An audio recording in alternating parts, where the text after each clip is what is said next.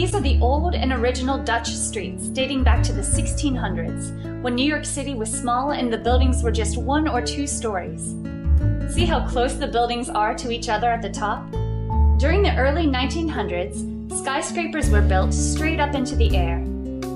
This created the so-called downtown canyons, or cave streets. Even in the middle of summer, there is little to no sunshine in the street. As the skyscrapers went up, people worried that there wouldn't be sunshine or fresh air on the streets and sidewalks. This is the 38-story Equitable Building.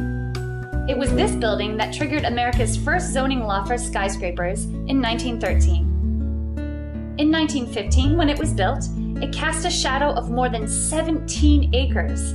This triggered the setback law, which was passed a year later in 1916. The setback law stated that as the skyscraper rose, certain stories had to be stepped back from the street. Only 25% of the building's footprint could go to full height.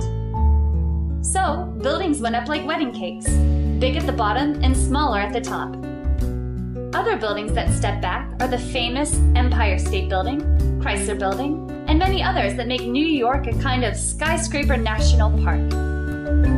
The setback law also created many tall, narrow skyscrapers in Lower Manhattan, like the City Services Building on Pine Street here.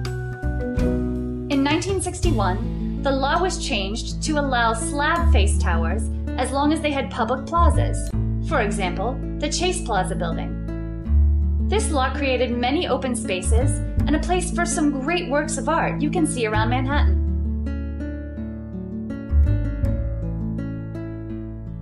In 1970, the setback zoning law modified yet again. It required the seats and benches to be installed around the buildings, creating public spaces.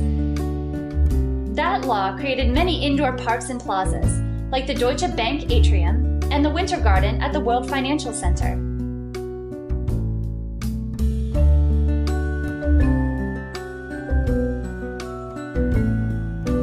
While you're in Manhattan, consider visiting the small but fascinating Skyscraper Museum at 39 Battery Place at the southern tip of the island.